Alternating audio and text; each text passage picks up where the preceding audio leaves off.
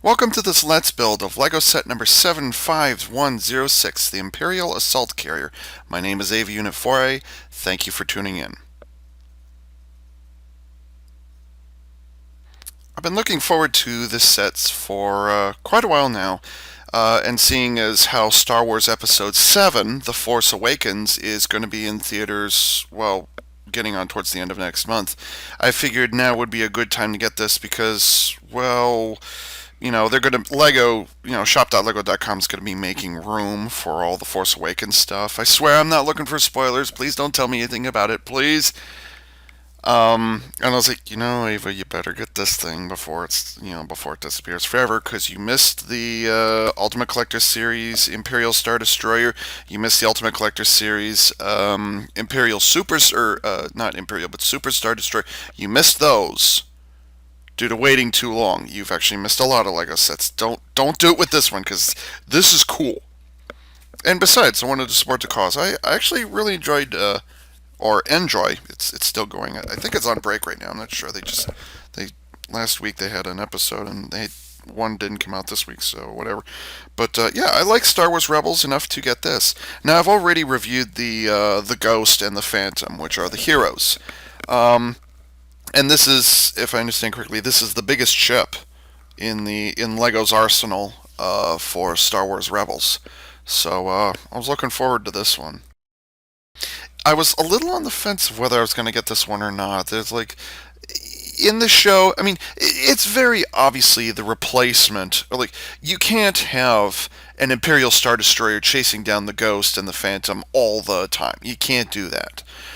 So um, you need to scale down your villains a little bit. You need to give the heroes a chance to have a victory once in a while, and that's what the Imperial Assault Cruiser is, or as it's better known, the Gozanti-class cruiser. That's what it's known in canon, Gozanti-class cruiser, which, as it turns out, actually did make an appearance in Star Wars Episode 1: The Phantom Menace. See, right there, way in the background. So, which which I totally knew when I got this kit originally. Oh yes, I knew it did a cameo in Episode 1. Of course I knew. Yeah. Why wouldn't I? I'm just the biggest Star Wars fan ever. Of course I knew it. Anyways, you have to scale down your villains somehow. You need something kind of big and threatening, but not so big and threatening that it's overwhelming for the heroes and they're always having to run, because they need to look heroic once in a while. So this is kind of their scaled down World War One battleship that had biplanes attached to the back. That's basically what this is. It's a cruiser. It's been converted. Um, and it's not bad. Like it just kind of happens in the show and whatever. But then I was looking at reviews for a couple of Star Wars Rebels sets, and I looked at the Imperial Assault Carrier. Is it carrier or cruiser? If I slip in it, it's carrier. I'm sorry, it's carrier. Obviously, it's a carrier. I looked up reviews for a bunch of different ones, and then I got to this one, and then there were some features that like, whoa, okay, I didn't know it could do that. That's pretty neat. They may have done it in other big scale Lego Star Wars Imperial ships in the past. This one was cool. And I didn't have a Star Destroyer, but this is kind of Star Destroyer like. It has a kind of sort of triangular profile if you look at it from above. So yeah, it's kind of a cheat, and I like it. I like it. Um, they had a modified. I don't think it's a Victory Star Destroyer. It's a variant of the Imperial Star Destroyer. Had like a gravity trap in it, pulls ships out of hyperspace. Be cool if I could if Lego made one of those. And there was also a preview for season 2 at least.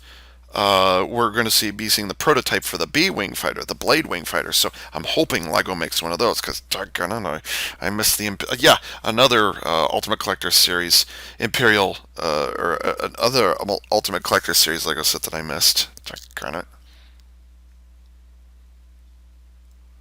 I just decided to make all 4 TIE fighters at the same time because, hey, why not?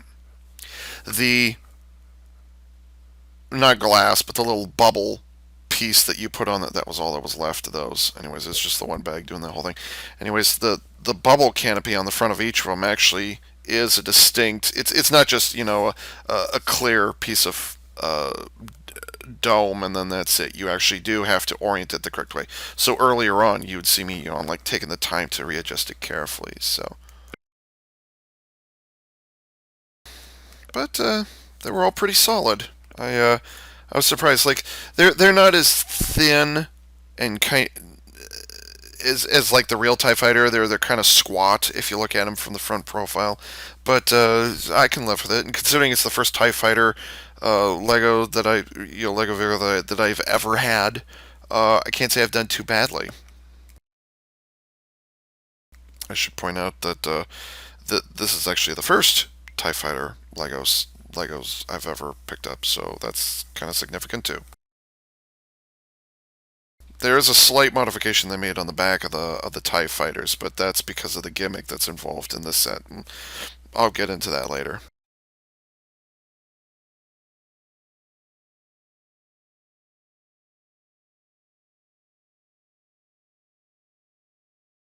This is a lot of early, boring structural foundation stuff you see going on here. Not a whole lot I can say. Just kind of builds up and up and up and up and up and up.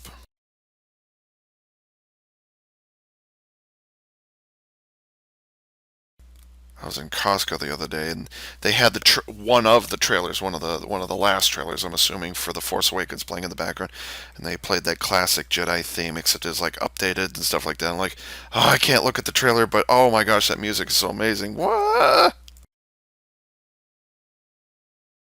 The anticipation is real. Oh, please don't let that movie fail. Please, please don't let that movie fail. At the very least, let it be better than all three prequels put together. Please, like just fix that. J.J. Abrams ruined Star Trek as far as I'm concerned. God help us God help him if he up Star Wars 2. You know? So, I get passionate about that. I'm sorry. Oh, please be good. Please be good. Please be good. Please.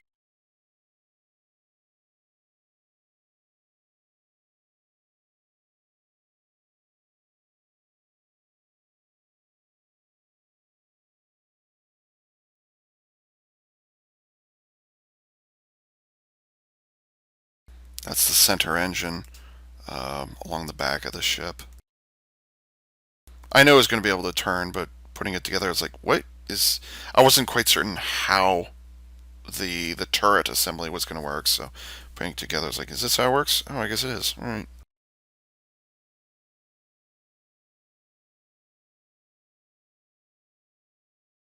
I'm going to point it out right now, so that you can watch for it over the course of this video, which is I know it's kind of long.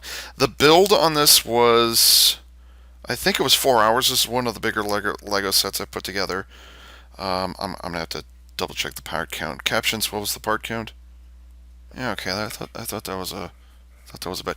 But anyways, if you watch in the background, you see the natural sunlight coming in through the window, which is behind the camera. Over the course of the video, you're actually going to see the sun moving positions. And so I want to say I started making this around I think it was about 1:30 when I started building, and when I finished it, it was close to 5. And of course, being winter, the sun is down around 3:30 or something, so you're going to see this really nice golden yellow in the background eventually as the sun is moving around. You won't. I can tell you right now. I was previewing this, the whole length of this thing to make certain, editing and blah blah blah and stuff like that. And you won't see the changes here right now as you're watching this. But if you like scroll through, which don't do that after you're done listening to the commentary. But after, if you do quick jumps across the course of the video, you'll see the sunlight in the background changes. It's kind of nice. There's a couple of points in there I was getting blinded by it.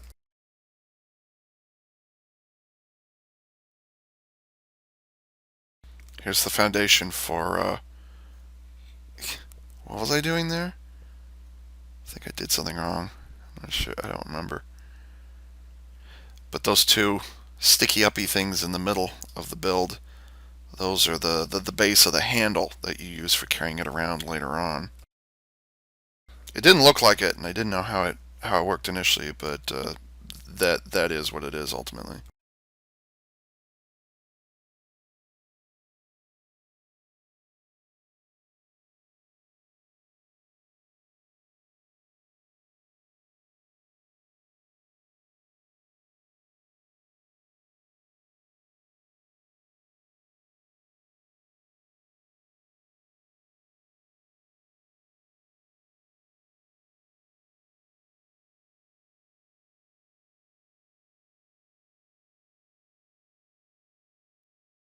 I had to pause the video right there. I can't remember why.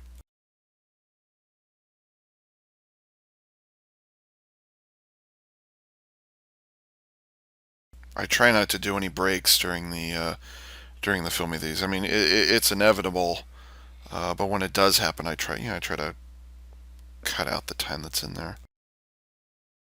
Obviously, put the camera on pause. I'm not going to record a bunch of empty space.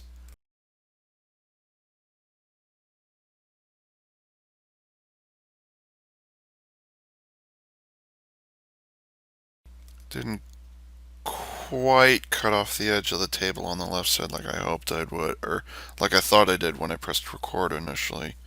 Not quite sure why I goofed that up so badly.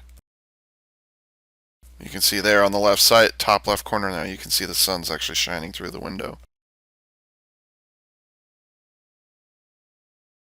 This is actually the guest bedroom, which is on the was it the western side of the house. My bedroom, where my computer and all my collection is on the eastern side of the house, so I don't get this natural sunlight coming in. I'm just glad I didn't do this during the summer because this guest room is the hottest room in the house. It's nasty. It's like a boiler room. Ugh.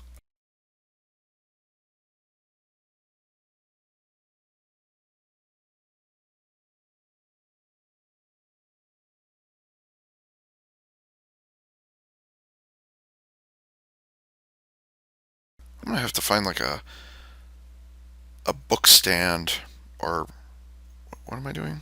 What is that? I don't know what that is. Must have been like a new part that I hadn't encountered before. But anyways, I think I'm gonna have to find a book stand because laying the instructions flat like that all the time for smaller booklets, it's all well and good, but for these larger builds, they go for hours and hours on end. And having to lean over and keep my stupid fat face out of the out of the camera, it gets distracting. It starts hurting my back after a while. I'm supposed to be talking about the toy. Well, there's nothing to talk about right now. It's all structural stuff. Ugh, decals. Ugh. I want to say, yeah, that's a control panel that I put on there. It's a control panel. Why on earth would you do a decal for that? I mean, you think this would be standard issue stuff. Whoa, where am I going? Oh yeah, I dropped a piece.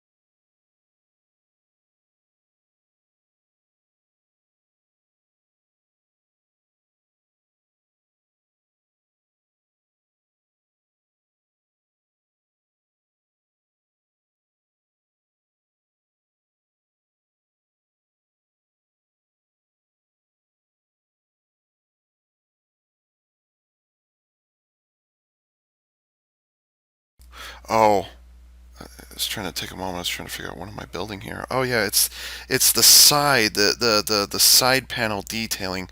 This this is some of the most complex stuff I've done for Lego. and it's just hull panels. That's all that it is, and it's all made with smooth parts. And you don't really. I mean, it's just kind of part and parcel of Star Wars. The visual aesthetic they have, the ship designs and whatnot. You have exposed stuff. You know, if you look along the side of Imperial Star Destroyers or the Millennium Falcon, if you must, you look along the side of those capital ships or whatever, or Corellian ships. You'll see those exposed pipes and sensors and what have you along the side there, and you don't really think about it. Well, when you try and do that with Lego, you end up with a bunch of one by one plates or binoculars or clips or pipes and all kinds of things. It gets very, very complicated. I haven't had to do that very much, but when I do, I'm always impressed with it, and this is one of the occasions where I was impressed. I was impressed with it. Looked really well. Looked really good when it was done.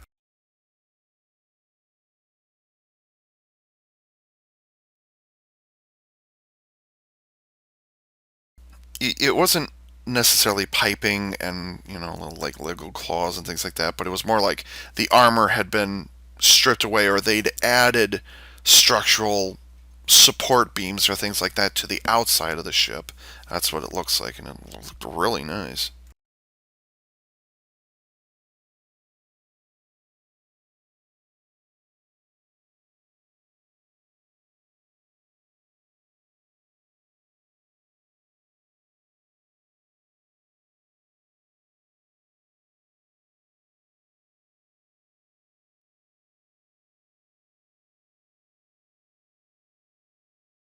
A little bit of history just to kill some time here. The Gozanti uh, cruiser is basically a bulk cruiser. It was designed for anti-pirate activity. Um, and they intentionally made the ship slow so that if the ship was ever boarded, it would be, yeah, that is a pretty big kit. Yes, it absolutely is. Um, they made the ship so that it would intentionally be slow, so it would be uneconomic. Like if the ship was ever captured, the pirates would look at it as like, this is way too slow for our needs. It's not worth salvaging. So they, more likely to destroy it or scrap it than they are to actually use it against the Imperials. Actually, it was. I mean, it appeared before Episode One is when it was made. And as I understand it, in terms of behind the scenes, it was just a ship design they came up with, and then during was it Star Wars: The Clone Wars, the TV series, somebody came along and said, "Oh yeah, that's kind of a neat looking ship. Can we use that?" Sure, why not? So it was eventually adapted. It wasn't intended for it when Episode One came out, but it was eventually adapted for use as a like a carrier, or not, I'm sorry, a cargo ship, like a bulk carrier. And then for Star Wars Rebels, they just continued it and they converted it into an Imperial, a lightweight Imperial carrier. Again, something not as menacing or overpowering as a Star Destroyer, but still, yeah, here's where the blindness comes in, by the way. But, something threatening, but, something you can still kind of poke fun at. It's still Imperial inefficient.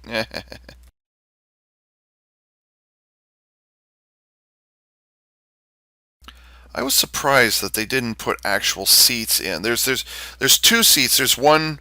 They're both facing towards the center where right there where those doors, they cover up the doors which have no latches on them, but the minifigs that you put in later on, they just kind of lean up against these slanted blocks, and I don't quite know why they didn't put an actual seat piece in there.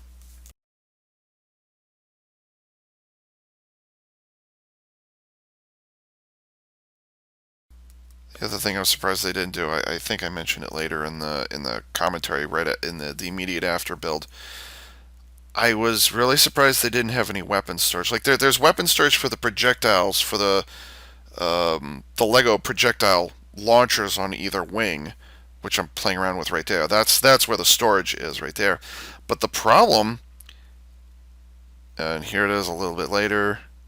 and then you can see the sun has really moved. But the problem with weapon storage is they've got this great little storage area built into the nose, and for whatever reason, the only thing it does is it carries those two extra projectiles. It doesn't carry it doesn't carry the droid. It doesn't carry any of the handheld weapons, and that was really surprising. I complain about this later on. There was plenty of opportunity for it. There's plenty of space. Just for whatever reason, they didn't. Yeah, yeah, that's me. Yeah,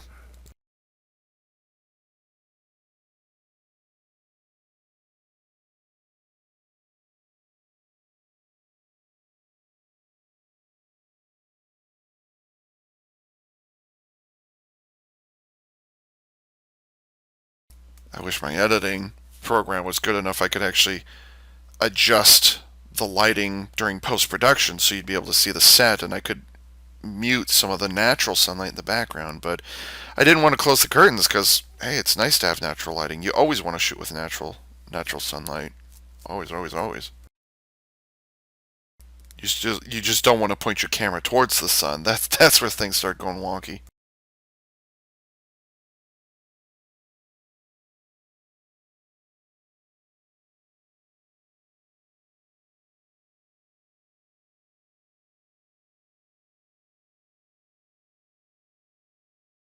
Okay, now watching this video as I record, even I can't see what I'm doing now.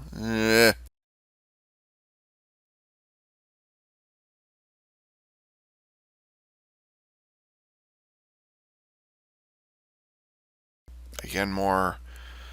I guess it's going to be a common complaint. Unnecessary decals could have been printed on, or could have been painted on, or whatever. But like, yeah, maybe I should be quiet about that from now on, just because it's so frequent. I shouldn't complain, or should I be? I don't know.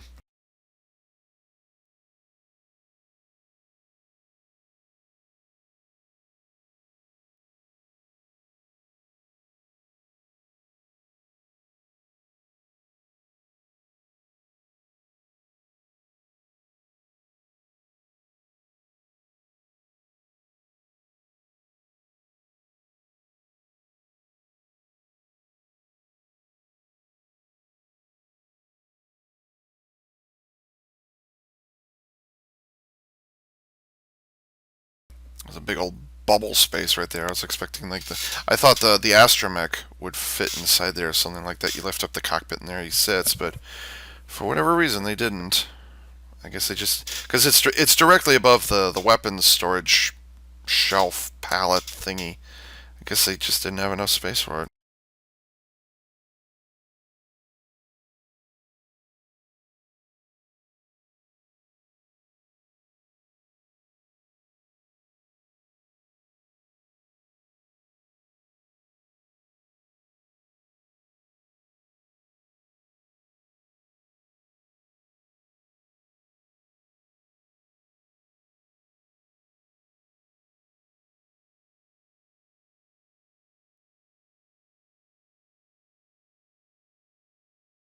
Is that the cockpit? I don't remember. Yeah, I think that's the cockpit hatch that opens up.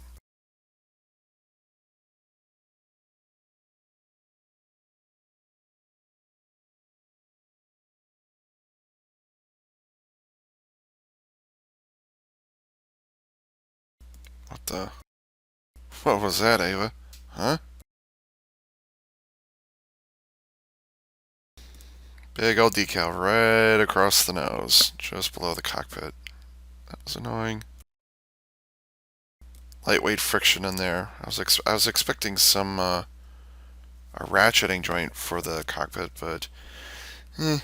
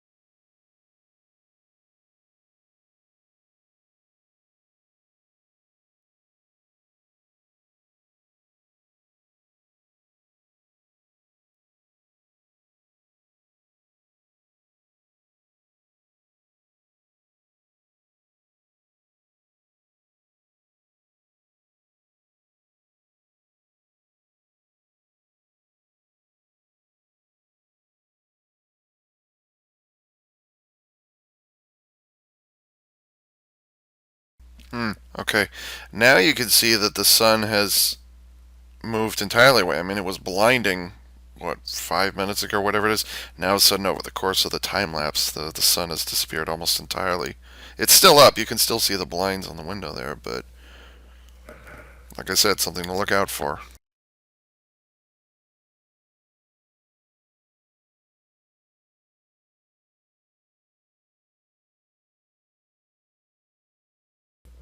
I was surprised they had that. Well, not surprised, but yeah, I guess I was surprised that that thing they put on the housing they put above the main engine in the back there. They didn't just have you deal with it when you were there when you were working on that in the first place. No, they put it in a completely different bag and they put it in a different sequence of events. Just struck me as kind of odd.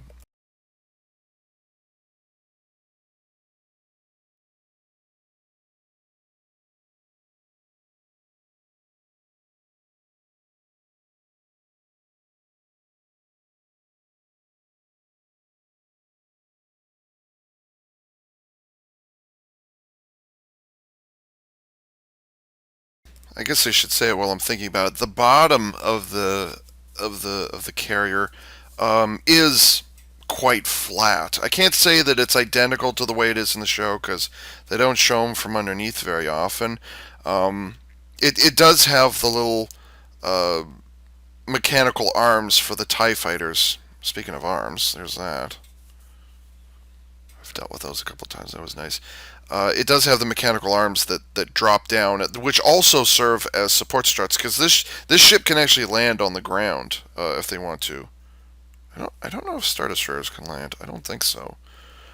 I know they can hover, but I don't think they can land. Um, so I'm not entirely certain if in terms of this Lego kit, if the underside, yes, it is flat and it is boring, and you don't have any panel lines or anything like that. But I don't know how close that is to, well, what did I call it?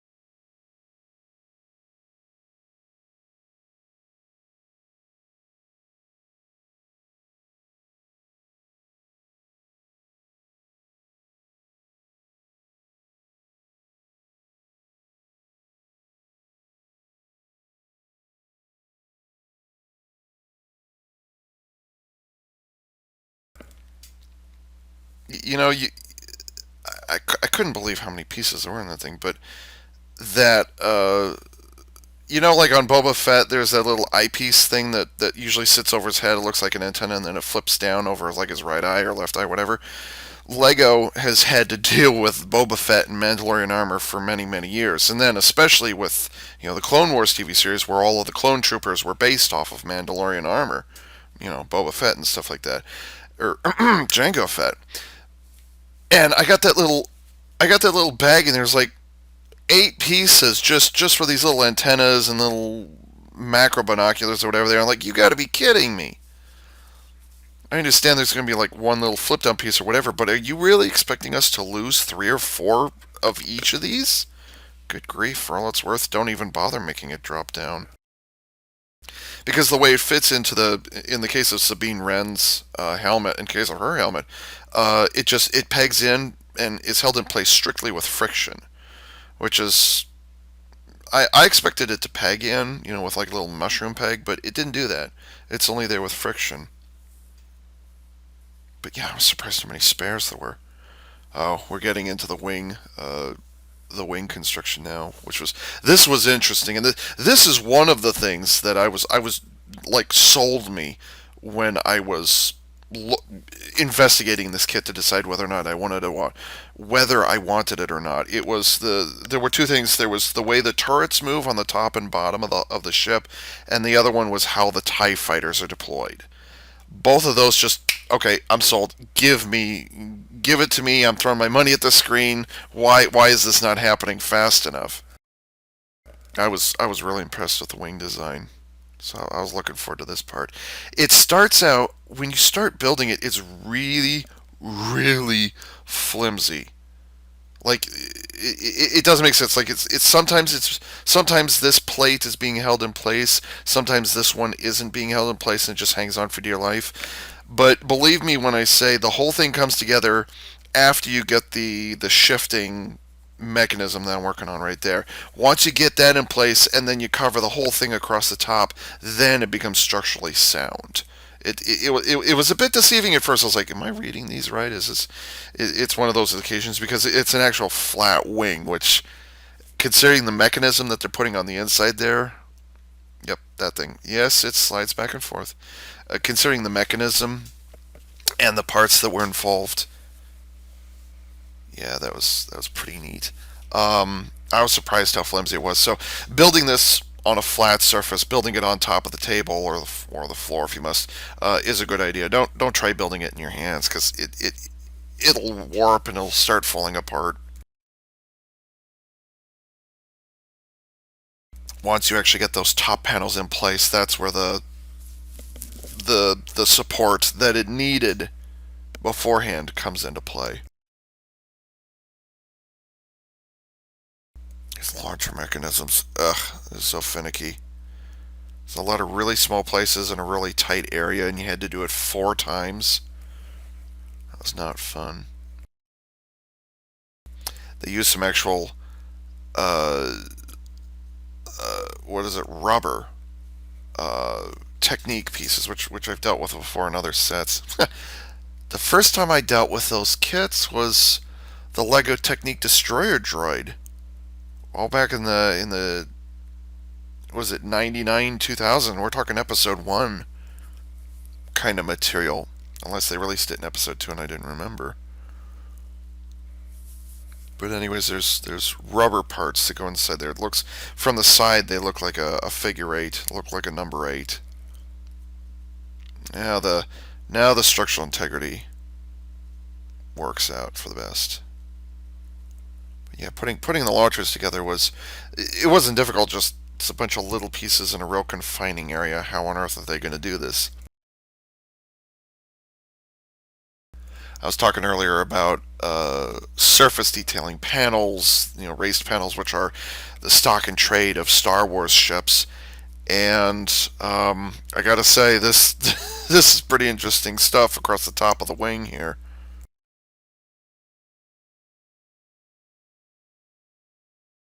The Gozanti cruisers actually, they had 3 engines on them, but the wings were actually a lot shorter than what they are than what the Imperial cruiser version.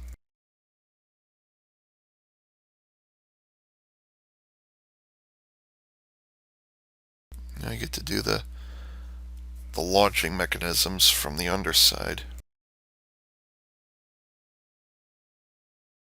It was weird. As I was building the launcher assembly, I was like, "There's no way. How does this work? I don't understand." And then once I finally put the whole thing together, I was like, "Oh, that's actually pretty darn cool." So you put it as you're putting it together, it doesn't make sense. When you finally get it together, it's like, "Oh, okay, all right, that works. I'm satisfied."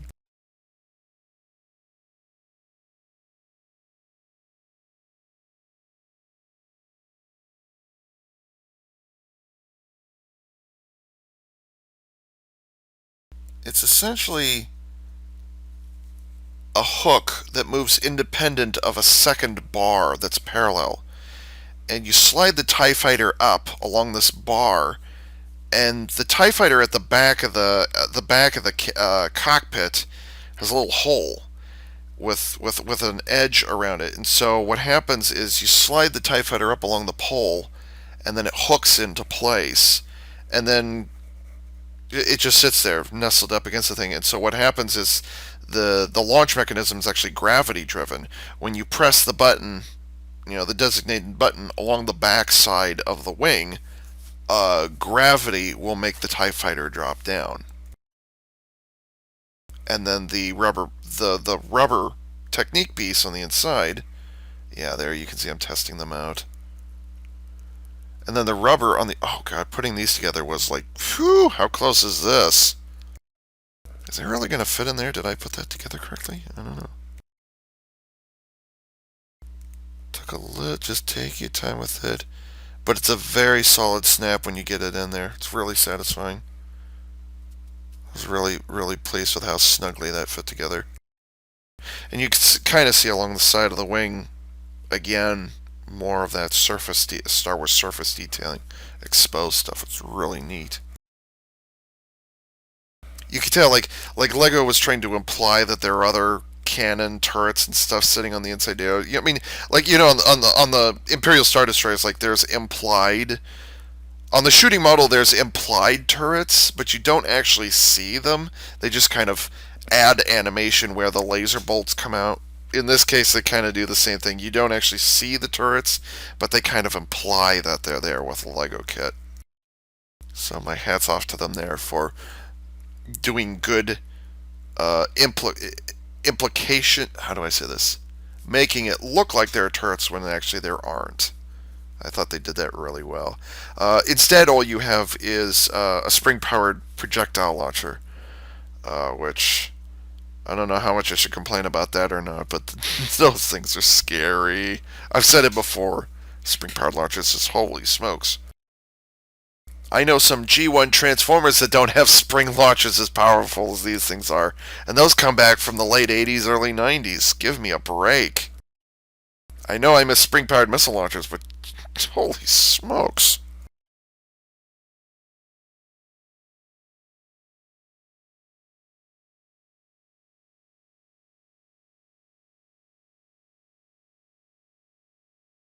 And those launchers are incredibly touchy. If you even just like brush casually against it, those things will boom.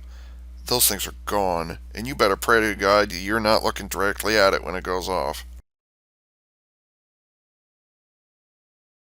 Trying to catch flies or something.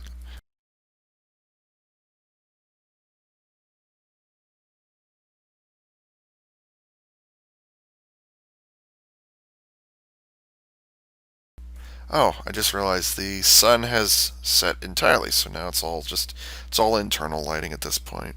So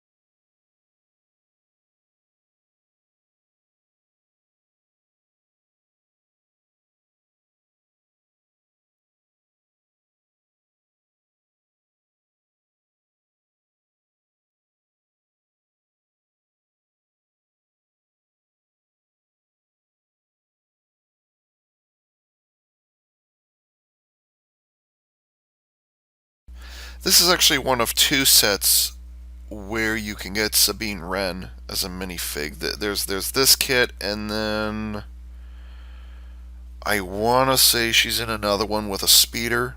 It's like a ground, it's like a city street chase, something or other.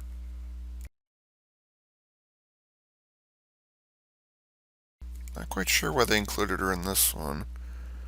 On the other hand, Ezra Bridger, the kid from the show, he's included in the Phantom. That's the only kit where I think that's the only kit where you get him in. But the other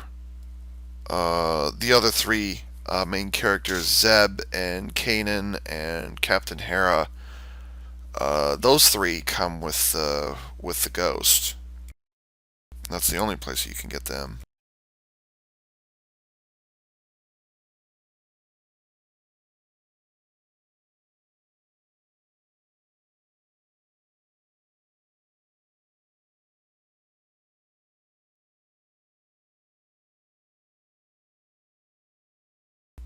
The only characters obviously who are recognizable are Sabine, who's the rebel character, and then you've got Agent Callus.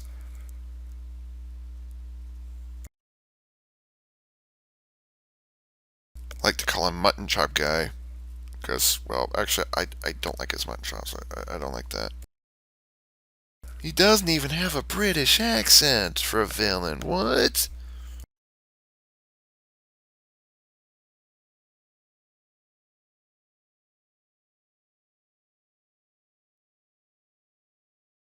And there's a generic Imperial officer and two TIE fighter pilots. Obviously, the pilots don't go inside the TIE fighters, but they included them anyways. I like to think they're in a flight simulator or something when you place them inside. The control panels they have are not similar to a TIE fighter's control panel, but I like to think they're in like a simulator or something. It's hardly a ready room.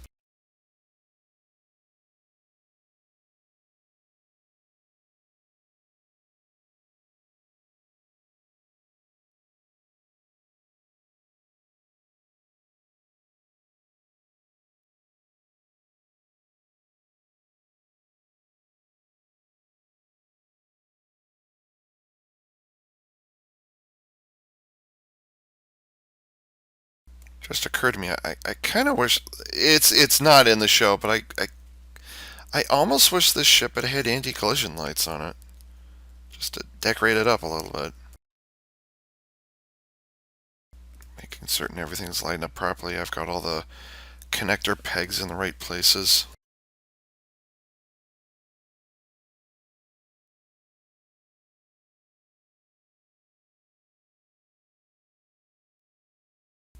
It's kind of interesting the way the set works. Not only can you rest the completed model on the launcher arms, but you can also rest the carrier with the TIE fighters in place. Like the TIE fighters will take the weight as well.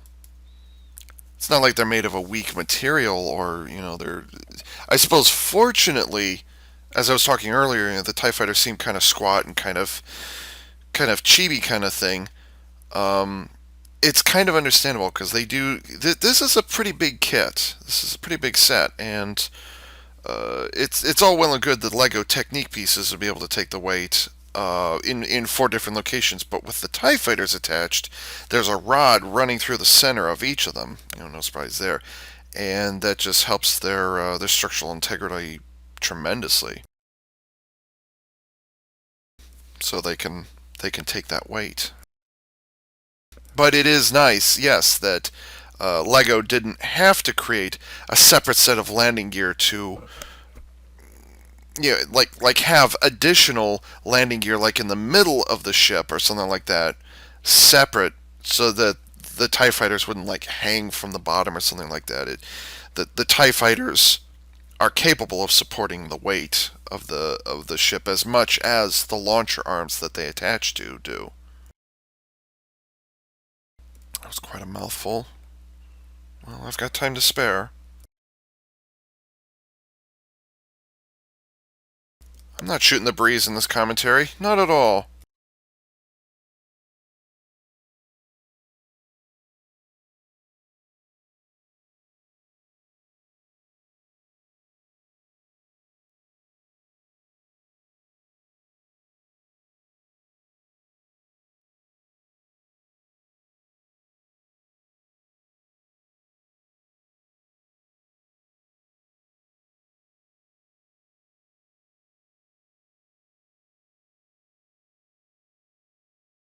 I wonder why it is they had the wing mounted engines attached separately after you attach the wings to the main body of the ship. It's not a complaint or anything. Oh, here I am attaching the turret. Those things were interesting. That was the thing that sold me right there. You turned the center engine nozzle, and you don't just have the turret on the top moving around, but you've got both the top and the bottom turning in the same direction at the same time. And each turret has two uh, push to fire projectile launchers on it that are separate from the ones on the wings. And by the way, those projectile launchers were not easy to put together. They have really flippin' tiny pieces.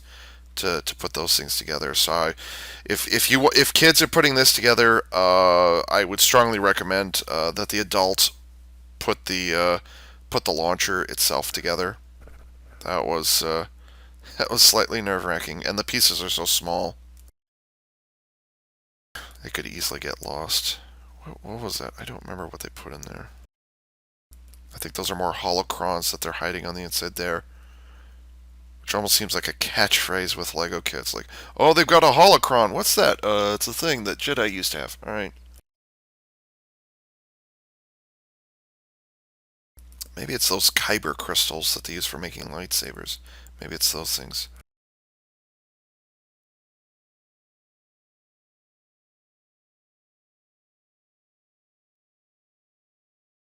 Here we are moving into final assembly with the rooftop structure. I have several Lego kits that have a roof on them that's detachable, and this is the only one where the roof doesn't peg in somewhere or latch at some point. In this case, it just pegs. I want to say it just pegs at the back, and that's it. But there's no way that if you were to turn the kit upside down, there's no way that roof is going to stay on all by itself. And this is the first time. This is the first kit that I own where that was an issue. It's got ratcheting joints, but that's only to give the hull its curved appearance. The ratcheting is not used for actually anchoring the roof in position, and that was surprising.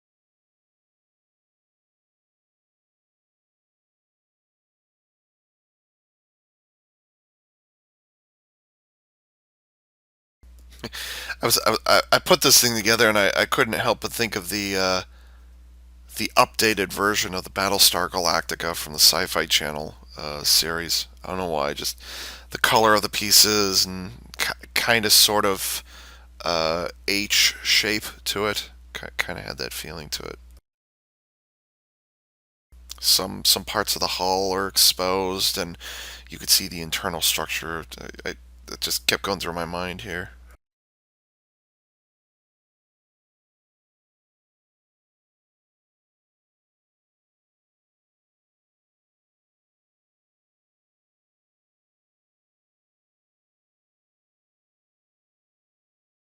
I believe that's the antenna that they've got on the top there.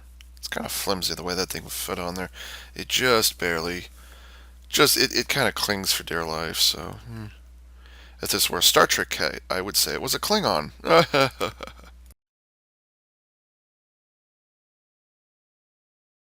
here I am, all of a sudden puzzling over like, is that the way it fits? What's going on? Earlier on, there's a bunch of L-shaped, um, what are those called? Plates. Ordinarily, I would associate them with like a fence or a minifig seat. But for whatever reason, I don't know why they chose to do it this way. I mean, I just finished saying it a few minutes ago. Why they don't lock this roof down? I don't know why. But for whatever reason, it just sits on top of these studless L-shaped plates. And when I first did it, I couldn't quite figure out why would they do it that way. I mean, why not peg the roof into position?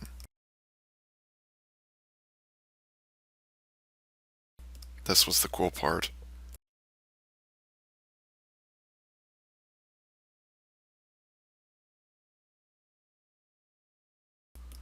I'm attaching the projectiles right there, which are just little one by one round plates. That's what they use for their projectiles. That way they don't have to make a dedicated missile, and it keeps it in a compact shape. I'm pretty sure they've used those launchers on other kits. It was my first experience with them. The Imperial officer goes in there.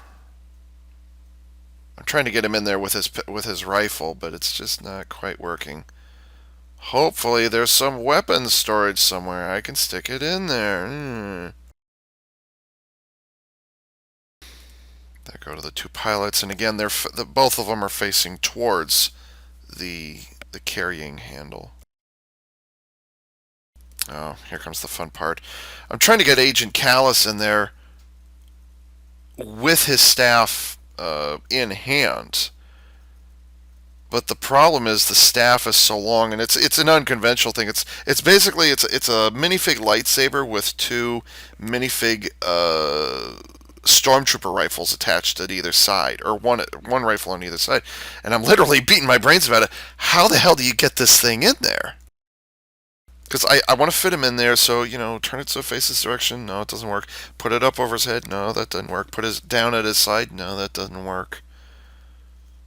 And there's very limited space. The R2 unit is sitting in the back, or I'm sorry, Astromech is sitting in the back. Well, okay, obviously that won't work. Is it gonna fit this way? No, it's not gonna.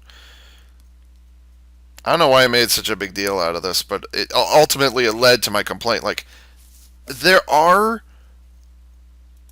areas for weapon storage. You can take the rifles that the TIE pilots or the carrier the carrier officer, you can fit those in there, but Agent Callus's weapon, you also can't take his weapon and set it in the holocron storage areas.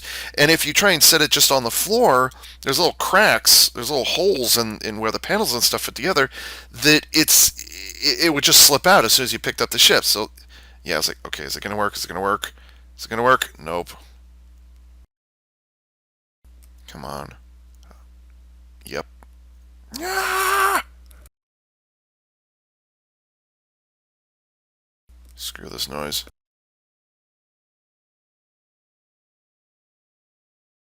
You are going to sit on the outside. That's just how this is going to work. There. Done. What do you think?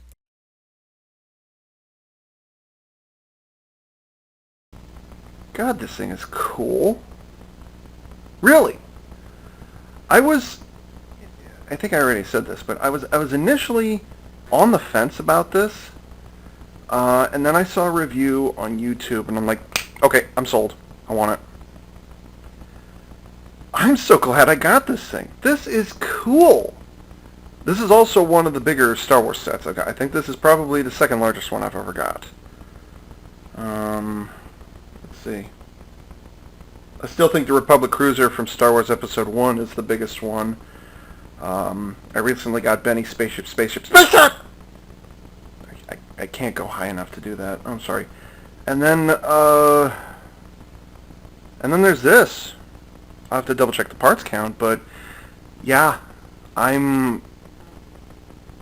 this is definitely one of the bigger ones I've made. Despite the fact it's... Well, actually, I'll just open this up, because why not? And it just pegs in the one point in the front here. You just pinch it, and then you lift up. I'm kind of surprised they didn't have a something that it sits into in the back. Instead, they've got a panel on the back here. I didn't quite get that. Agent Callus. I wouldn't have been so frustrated at the end there if it wasn't for the fact there's this place you could store weapons. Now, yes, there is weapon storage. You actually have to open up both. I find you have to open up both sides in order to be able to get this out. There is weapon storage, but it's only for the 2 extra projectiles, and that's it. There's no clip anywhere on here. That surprises me. Like, this is ideal. I bet it could fit on there. Yeah, it would fit. That would fit on there. So why does they don't have extra weapon space on here? I don't get that one.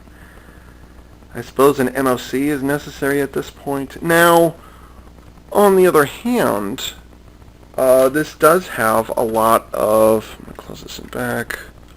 Or on the one side, close another. Now on the other thing, by the way, I love this little handle thing, and it's perfectly balanced. I think maybe it's a little front heavy. I think it should have been like maybe 2 or 3 studs in this direction. Should have been a little higher, so maybe... Oh, I see. Okay, so yeah, lifting back here, it droops. But if you lift it by the very little, this thing right here, okay, then it's perfectly centered. Okay, so yeah, I mean, if this had been, well, 1, 2, 3 studs over, it would have been perfectly balanced. I love the fact that it's got this handle on here. That's great. It's not quite as big as I'd like. I would like it a little longer, but I can live with that. What was I talking about? Weapon storage. There are, and you saw me messing around with it at the end there. There's a clip there, and there's another one down there. But none of the pistols fit in there, and Agent Callis' staff doesn't fit in there either. Because you can't put it in that way, you can't put it with the handle in place. Like, none of the weapons fit in there, which is really, really frustrating. Now, I suppose I could take the staff apart, but then, what's the point? You got to take it apart. It doesn't make a whole lot of sense. So weapon storage would have been nice. At least, unlike the ATTE that I reviewed previously, this one, the minifigs can actually hold on to their weapons when they're inside. The ATTE, they couldn't do that. Certainly not in the cockpit. They had to store it somewhere else, blah, blah, blah. So, at least that, they kind of, actually, this is kind of, that blast is kind of tilted inwards, so whatever. I'm surprised there isn't more friction on this. It's got enough, I suppose. But anyways, yeah, weapon storage, especially with Agent Callis. I mean, they couldn't, that would have been the perfect place to put it right there. And for whatever reason, they didn't.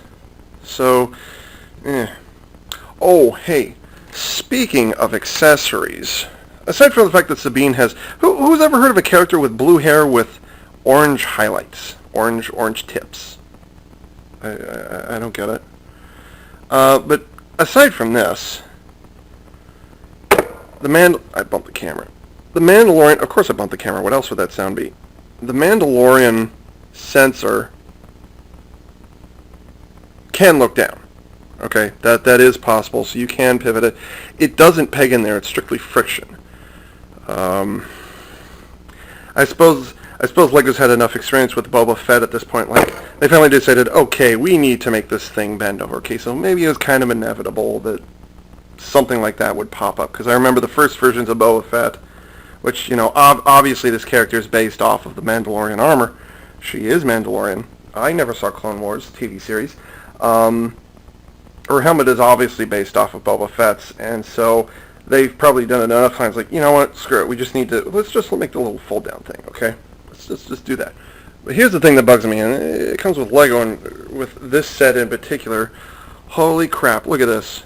Look at friggin', you want to talk about getting extras, 2, 3, 4, and these are those, if you watch the Clone Wars TV series, which I didn't, they had those visors that would fold down, but it's kind of like a sun visor kind of thing, sunshade thing. Anyways, you got 4 of those, and then you got 4 of the little antenna thingy. So they definitely know you're going to use it up, although I don't remember, and this was specifically built for Season 1 of Star Wars Rebels, so why it is that it's got this, I'm not certain, because I don't remember Sabine ever using those goggle things or whatever. She might have used binoculars or whatever the equivalent is in Star Wars. I think they're called something else. She might have used those, but she didn't have one that was specifically attached to her helmet. At least not that I remember. So yeah, if you lose one, you've got a half dozen more waiting for you off to the side. Let's see. So storage for something like this. This is just something you just have to put in a little baggie, a little sandwich baggie or a cookie baggie or something like that and call it good. Let's see, what else? I love I love that. Well, there's actually a lot of things I love about this thing, but I love how this thing's deal with accessories. It has the carrying thing. It's got weapon storage thing there. And by the way, you can totally see the missile projectiles from in here. Let's see. Why don't you pick it up, Ava? I can't. The problem with this is none of the minifigs except for the astromech droid. I almost said R2, which is totally wrong. These two, they just sit in there. They're not pegged into place, which surprised me because they've got seats in here that, for whatever reason, they don't have pegs that they can peg into. I don't know why they didn't do it, but they didn't for some reason. But anyways, one of the features I absolutely love about the Imperial assault carrier is these turbo lasers. Oh my good God. And not just that it's got turbo lasers, okay? That doesn't surprise me. What surprises me is A, they're synced up with each other, and B, you can actually control it in this fashion. Holy crap, Lego. Holy crap. That's amazing. I love you. So yeah, that's great. I might as well bring it up while I'm thinking about it. By the way, I love the back end of that ship. That looks really nice. Speaking of the back end of the ship, there is a crap ton of, let me reach across here. There's a crap ton of transparent red on this thing that you're never ever going to see. I think there's, let's see, is it on here? Yeah. There's probably, 8 or 10 pieces. Well, there's actually a whole bunch. This is probably the only place where you can actually see the transparent red parts. They're sticking out. There's even a few sticking. If you look up in there, if you look carefully, you can see some of the red in there. I'm trying to get the light to reflect on it. But yeah, there's red in there, which is great. And then you've got, I haven't looked closely at the assault carrier, whatever it's called in universe, I don't know. But you've got red here, and you've got red along the side here. That's great. You've got a little bit of red just under here, and I think there's a little bit in the cockpit. But there's a lot of transparent red hiding in places you're never ever going to see. There's actually a lot of red on the inner side of this panel. You're never going to see it. There's actually a couple of red pieces inside behind the cockpit in this area here. You're never going to see it.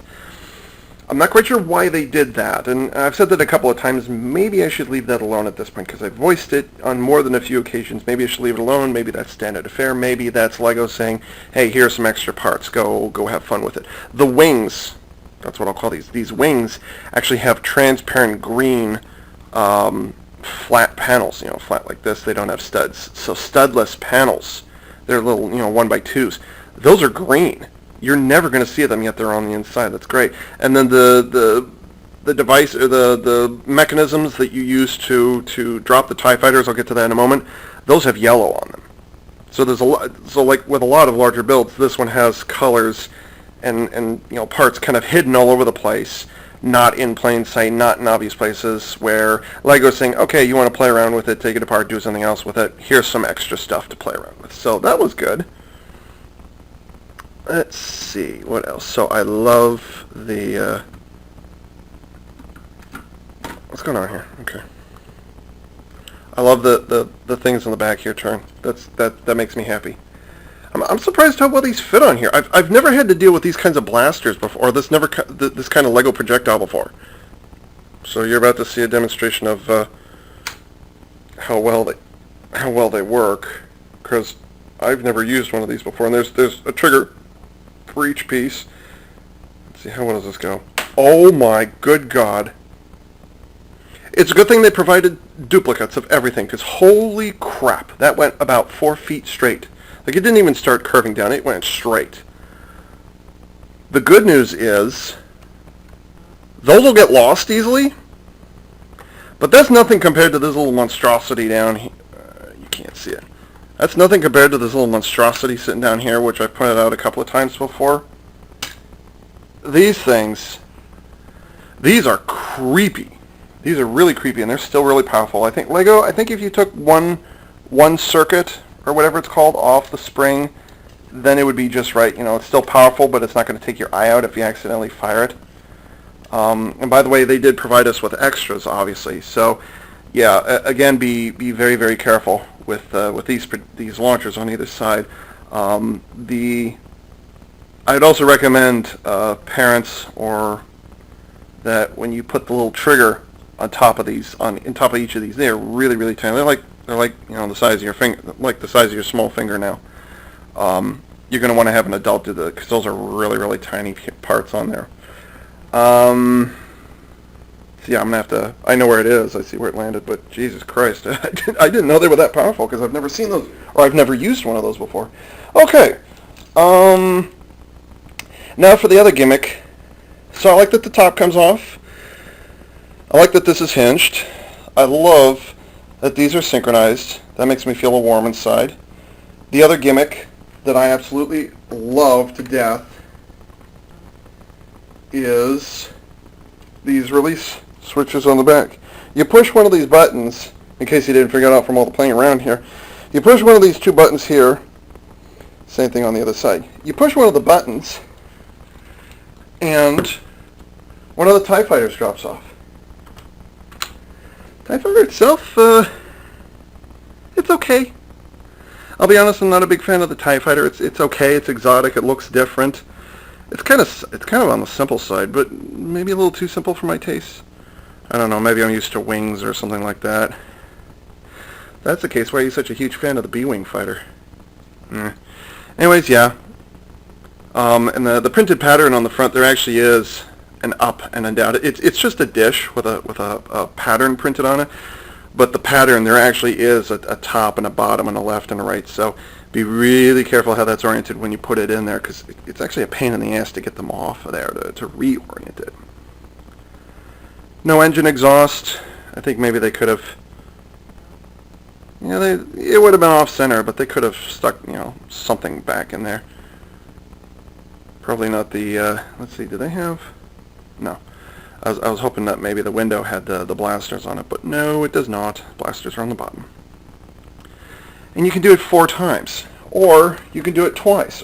And it's really convenient. All you do is you just slip it back in, and it works. I don't know if you can see this mechanism very well, but there's a rubber part. It's not a rubber band. Thank Christ, it's not a rubber band. But there's a rubber technique part on the inside there that actually pushes this into position each time. That's what guarantees it. And so what you're doing when you're pushing in on the little button on the back, watch the thing, it just slips back and gravity does the rest for you. And then putting it back in, it fits really easily. And not only can you have the assault carrier grounded with all 4 ties on there, and by the way, these ties are really strong. These actually will do very well as landing gear. If you remove all 4 TIE fighters, the carrier will still rest on the things that are holding them in place. So, like, you wouldn't think so. Like, I honestly thought, I was like, is that going to be strong enough, or is it going to warp over it? No. Once I looked at it, those are very strong. Not just the TIE fighters holding the weight of this thing, because the radiator panels actually press up against the bottom of the wings, so it's a solid connection there. But no, these junction points underneath, all 4 of those are sturdy enough. They will hold over time if you want to display your TIE fighters, separately or whatever. Only thing I wouldn't recommend is turning it upside down, because you've got these panels that the 2 TIE pilots, I don't know if they're controllers or is it a simulator, I don't know what it is, but anyways, their seats are trapdoors, and the trapdoors hold, well, they're not trapdoors, they're more storage doors. The storage holds your extra ammunition for the, by the way, why weren't those printed on? That's a decal. They're both decals, and they're identical. Each one holds 4 ammunition bits for these things. So, yay. But, yeah, don't turn it upside down, because they'll fall out, and then you gotta clean up your mess. I'm really, really, really glad I got this.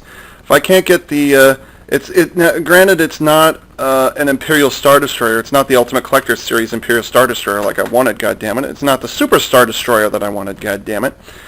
But it's not in frame even. But it is. It's still. It's an impressive size. It's an impressive weight. I'll say that too. It's very impressive weight. Imperial Assault Carrier. And the Lego's gotten pretty good at this point, making the random technological bits they're up against the leading edges of things. Lego's got it down to a science at this point. So like that looks like a turret. It's actually just some stuff and some things. It looks like, because keep in mind, this is not the scale. The TIE fighters are in scale. The minifigs are not. This is a ship that's designed to support minifigs, but I don't think it suffers that much. It doesn't look too distorted. Like the cabin doesn't look too tall. It doesn't look too wide. The wings don't look too small. The wings might be a little small. I don't know. It's pretty. At a glance, without me knowing what the Imperial Assault Carrier looks like in detail, at a glance, yes, that's the Imperial Assault Carrier. Yes, it's definitely a Lego construct from Star Wars. I think the only thing I might complain about in that regards is oh yeah, here's another sticker that they didn't need, and there's another sticker on the front here. That's something I noticed. Is despite the kind of glorious panel lining that they have across the top and all the detail along here, none of it seems to be asymmetrical, which Star Wars is kind of known for. Now, I'm not looking for smudged paint and stuff like that, but some panels are worn on one side, but they're not on the other side. The Millennium Falcon is the obvious example, but this kit is symmetrical on both sides. It looks the same on one side that it does on the other.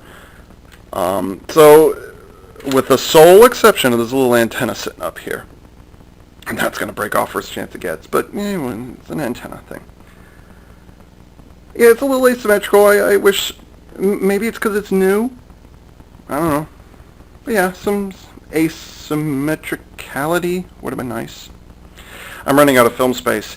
Yeah, Imperial Assault Carrier, I highly recommend it. I strongly recommend it.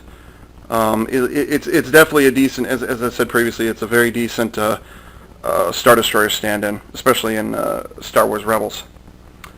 I feel like I'm forgetting something. I hope I addressed it in the commentary as I was going here. And so, with that, this is AV Unit 4A saying thanks for tuning in.